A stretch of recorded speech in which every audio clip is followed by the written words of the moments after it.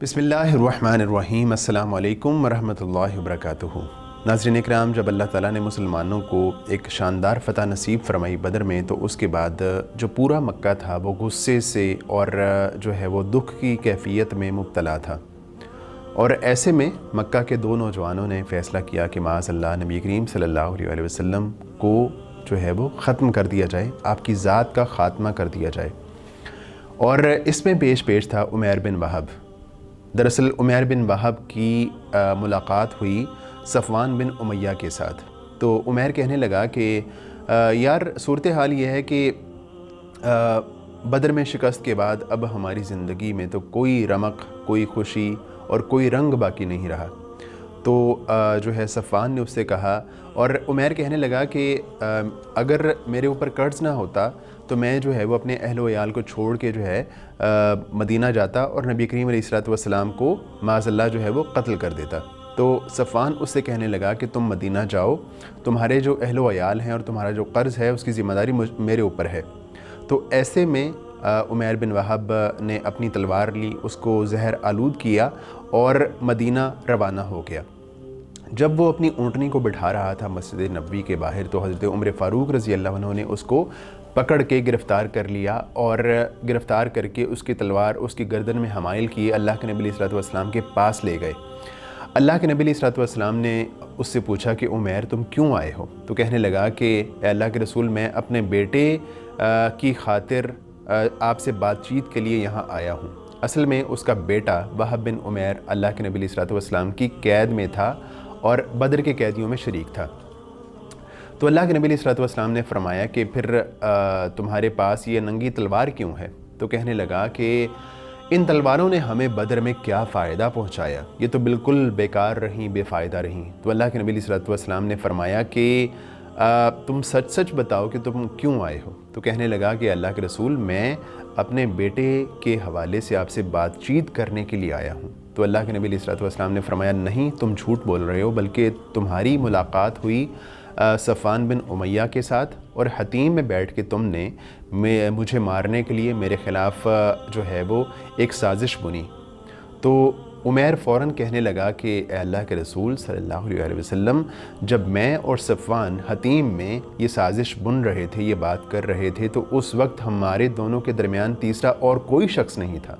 इसका मतलब ये है कि अगर आपके पास हमारे बारे में ये इत्तला मौजूद है, तो इसका मतलब ये है कि अल्लाह ताला की तरफ से आपको वही आती है, और अगर आपके पास वही ना आती होती तो आप तक हमारी ये बात कैसे पहुंच सकती थी? तो उसके बाद फ़ौरन उमैर बिन वहब ने जो है वो कलमा पढ़ा और मुसलमान हो गया।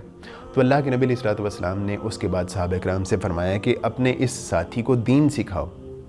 तो वो कुछ अरसा तक मदीना में रहे, दीन सीखते रहे, और उसके बाद वो वापस मक्का गए और मक्का जाके उन्होंने दावत का, तबलीग का बहुत सा काम किया और उनके हाथ पे बहुत सारे लोगों ने इस्लाम कबूल किया। उसके बाद हम पिछले एपिसोड्स में ये बात कर चुके हैं कि नबी करीम अलैहिस्सलातु वस्सलाम ने जो मदीना के यहूदी थे उनके साथ एक मुआहदा किया था, और अल्लाह के नबी अलैहिस्सलातु वस्सलाम ने और तमाम मुसलमानों ने पूरी कोशिश की कि उस मुआहदे की पासदारी की जाए और उस मुआहदे के ख़िलाफ़ कोई भी जो है वो हरकत, कोई भी काम ना किया जाए। तो ऐसे में लेकिन जो बनु कैनुका का कबीला था, ये कबीला जो है वो मदीना के अंदर आबाद था, और जब इन्होंने देखा कि मुसलमानों को अल्लाह ताला ने फ़तह नसीब फरमाई है, तो इनका जो हसद था, बोझ था मुसलमानों के साथ, वो खुल के बाहर आ गया। अब हुआ ये कि चूँकि ये लोग जो है वो तिजारत पेशा थे, इनका जो है वो सुनार भी थे, ये लोहे का काम था, और इस एतबार से इनमें से हर एक फ़र्द के पास बहुत सारा असलहा जमा था, बहुत सारी तलवारें, बहुत सारी ज़िरें जमा थी। तो हुआ ये कि एक रोज़ एक मुसलमान औरत बनु कैनुका के एक यहूदी के पास जो है वो कोई चीज़ ख़रीदने के लिए गई। तो वहाँ चंद यहूदी जमा हो गए और उस औरत से तकाज़ा करने लगे कि हम तुम्हारा चेहरा देखना चाहते हैं। तो जब उसने इनकार किया तो एक शरीर यहूदी ने उस औरत के जो कपड़ा था उसके साथ कोई चीज़ बांधी, और जब वो औरत वो चीज़ ख़रीदने के बाद उठी तो जो है उसने जो शरीर یہودی نے حرکت کی تھی اس کی وجہ سے وہ برہنہ ہو گئی اور اس کا جو ہے ایک کپڑے کا حصہ اتر گیا۔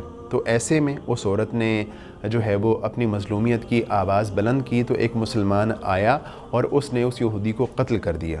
اس کے جواب میں یہودی اکٹھے ہوئے اور انہوں نے اس مسلمان کو قتل کر دیا، اور اس کے جواب میں اس مسلمان کے جو اہل و عیال تھے، گھر والے تھے، انہوں نے صدا بلند کی۔ تو اس طرح یہودیوں اور مسلمانوں کے درمیان جو ہے وہ ایک بلوہ ہو گیا۔ نبی کریم علیہ الصلوۃ والسلام کو اس واقعے کی اطلاع ملی تو آپ علیہ الصلوۃ والسلام جو ہے وہ شدید ناراض ہوئے، اور اللہ کے نبی علیہ الصلوۃ والسلام نے لشکر تیار کیا اور بنو قینقاع کا رخ کیا۔ جب بنو قینقاع کے یہودیوں کو پتہ چلا کہ اللہ کے نبی علیہ الصلوۃ والسلام جو ہے وہ لشکر کے ساتھ ہمارے سروں پہ آ گئے ہیں، تو انہوں نے اپنے آپ کو جو گھڑیاں تھیں، ان کے قلعے تھے، ان گھڑیوں میں اپنے آپ کو قلعہ بند کر لیا، اور کچھ عرصہ تک، کچھ دنوں تک وہ وہیں محصور رہے ان گھڑیوں میں، اور اللہ کے نبی علیہ الصلوۃ والسلام نے ان کا مسلسل محاصرہ کیے رکھا۔ اس کے بعد ناظرین اکرام، جب نبی کریم علیہ الصلوۃ والسلام نے ان کا محاصرہ کیے رکھا تو ان کے دلوں پر اللہ تعالیٰ نے رعب طاری کر دیا، اور وہ کہنے لگے کہ اللہ کے نبی علیہ الصلوۃ والسلام ہمارے بارے میں جو بھی فیصلہ کریں گے وہ ہمیں منظور ہوگا۔ تو نبی کریم صلی اللہ علیہ وسلم جو ہے ان کے بارے میں ابھی کوئی فیصلہ کرنا چاہتے تھے، تو ایسے میں عبداللہ بن ابی جو کہ منافق تھا، مسلمان ہوا تھا اور اس کے اسلام کو ابھی 1 مہینہ ہوا تھا، اس نے اپنا جو ہے وہ ایک منافقانہ کردار ادا کیا، اور نبی کریم علیہ الصلوۃ والسلام سے کہنے لگا کہ اے اللہ کے نبی علیہ الصلوۃ والسلام، میرے جو معاہدین ہیں ان کے ساتھ احسان فرمائیے۔ اصل میں خزرج کا اور بنو قینقاع کا آپس میں جو ہے وہ ایک معاہدہ تھا۔ تو اللہ کے نبی علیہ الصلوۃ والسلام نے خاموشی اختیار کی، تو دوبارہ پھر کہنے لگا اے اللہ کے نبی علیہ الصلوۃ والسلام، میرے معاہدین کے بارے میں احسان فرمائیے۔ تو اللہ کے نبی علیہ الصلوۃ والسلام نے اس سے رخ پھیر لیا۔ تو اس عبداللہ بن ابی بدبخت آدمی نے اللہ کے نبی علیہ الصلوۃ والسلام کے جو ہے وہ گریبان سے پکڑ لیا اور کہنے لگا کہ اے اللہ کے نبی علیہ الصلوۃ والسلام، ان کے بارے میں احسان فرمائیے۔ تو اللہ کے نبی علیہ الصلوۃ والسلام کے چہرے پہ غصے کے آثار نمودار ہوئے، تو آپ علیہ الصلوۃ والسلام نے اس سے فرمایا کہ جو ہے وہ تم مجھے چھوڑ دو۔ تو وہ کہنے لگا واللہ میں نہیں چھوڑوں گا جب تک کہ آپ جو ہے ان کے بارے میں کوئی احسان نہیں فرمائیں گے۔ تو وہ کہنے لگا کہ یہ نہیں ہو سکتا کہ 400 کھلے جسم کے جوان اور 300 زرہ پوش جوانوں کو آپ ایک ہی صبح میں کاٹ کے رکھ دیں، اور اس سے اللہ کی قسم میں جو ہے وہ زمانے کی گردش محسوس کر رہا ہوں۔ تو نبی کریم علیہ الصلوۃ والسلام نے جو ہے اس کا لحاظ کیا، عبداللہ بن ابی کا، اور ان کے بارے میں نرمی کا رویہ اختیار فرمایا، اور ان سے کہا کہ تم سب لوگ، بنو قینقاع کے تمام لوگ جو ہے وہ مدینہ سے چلے جائیں، یہاں سے ہجرت کر جائیں اور کسی دور دراز علاقے میں چلے جائیں۔ تو ایسے میں بنو قینقاع کے تمام لوگوں نے مدینہ سے ہجرت کی اور ازرعات شام کے علاقے میں چلے گئے، اور وہاں جا کے وہ رہنا شروع ہو گئے، لیکن کچھ ہی عرصے کے بعد ان میں سے اکثر لوگوں کی وہاں پہ موت واقع ہو گئی تھی، اور اس طرح بنو قینقاع کا جو ایک غزوہ تھا وہ اپنے اختتام کو پہنچا، مکمل ہوا، اور اس غزوے میں مسلمانوں کے ہاتھ بہت سارا اسلحہ، بہت سارا مال آیا۔ اللہ کے نبی علیہ الصلوۃ والسلام نے اس میں سے 3 کمانیں، 2 زریں اور 3 تلواریں اپنے پاس رکھیں۔ جو باقی مال غنیمت تھا اس کو صحابہ کرام میں تقسیم فرمایا۔ اس کے بعد کے حالات و واقعات پہ بات کرتے ہیں انشاءاللہ آئندہ ایپیسوڈ میں۔ اجازت دیجیے، اللہ حافظ ناصر۔